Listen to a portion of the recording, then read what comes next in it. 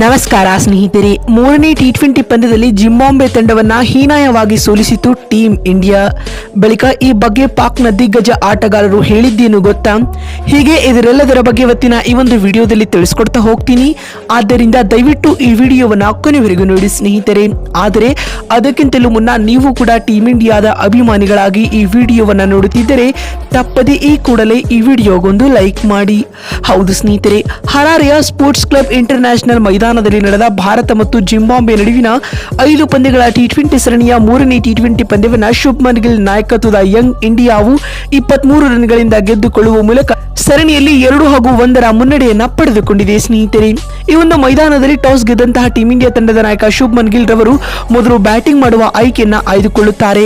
ಅದರಂತೆ ಮೊದಲು ಬ್ಯಾಟಿಂಗ್ ಮಾಡಿದ ಭಾರತ ತಂಡವು ನಿಗದಿತ 20 ಓವರ್ಗಳಲ್ಲಿ 4 ವಿಕೆಟ್ ಕಳೆದುಕೊಂಡು 182 ರನ್ ಕಲೆ ಹಾಕಿತು ಸ್ನೇಹಿತರೆ. ತಂಡದ ಪರ ಯಶಸ್ವಿ ಜೈಸ್ವಾಲ್ 36 ರನ್ ಬಾರಿಸಿ ಮಿಂಚಿದರೆ ನಾಯಕ ಶುಭ್ಮನ್ ಗಿಲ್ ಒಂದೊಳ್ಳೆ ಇನ್ನಿಂಗ್ಸ್ ಆಡುವ ಮೂಲಕ ಆಕರ್ಷಕ ಅರ್ಧಶತಕ ಸಿಡಿಸಿದರು ಮತ್ತು ಕೊನೆಯಲ್ಲಿ ಬಂದ ಋತುರಾಜ್ ಗಾಯಕ್ವಾಡ್ ಸ್ಫೋಟಕ 49 ರನ್ ಕಾಣಿಕೆ ನೀಡಿದರು ಸ್ನೇಹಿತರೆ.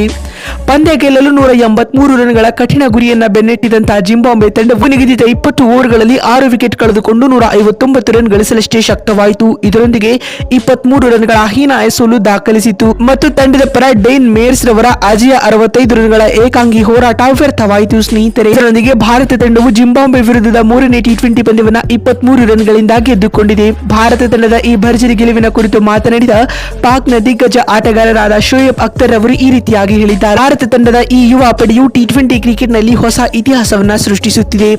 ಮೊದಲ ಟಿ20 ಪಂದ್ಯದಲ್ಲಿ ಸೋತಿರಬಹುದು, ಆದರೆ ಬ್ಯಾಕ್ ಟು ಬ್ಯಾಕ್ ವಿಕ್ಟರಿಗಳನ್ನ ದಾಖಲಿಸುವ ಮೂಲಕ ಟೀಂ ಇಂಡಿಯಾವು ವಿಶ್ವ ಚಾಂಪಿಯನ್ನರ ಆಟವನ್ನ ಮತ್ತೊಮ್ಮೆ ನೀಡುತ್ತಿದೆ ಎಂದು ಪಾಕ್ನ ದಿಗ್ಗಜ ಆಟಗಾರರಾದ ಶೋಯಬ್ ಅಖ್ತರ್ ಹೇಳಿದ್ದಾರೆ.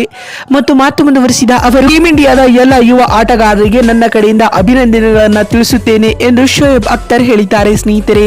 ಮತ್ತು ಇದಾದ ಬಳಿಕ ಮಾತನಾಡಿದ ಪಾಕ್ನ ಇನ್ನೋರ್ವ ದಿಗ್ಗಜ ಆಟಗಾರರಾದ ವಾಸಿಂ ಅಕ್ರಮ್ ರವರು ಈ ರೀತಿಯಾಗಿ ಹೇಳಿದ್ದಾರೆ.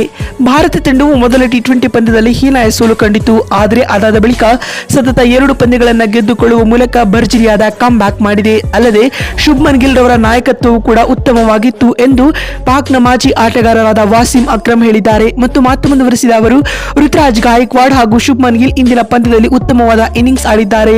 ಅವರಿಬ್ಬರೇ ತಂಡದ ಗೆಲುವಿನ ರೂವಾರಿಗಳಾಗಿದ್ದಾರೆ ಎಂದು ತಿಳಿಸಿದ್ದಾರೆ.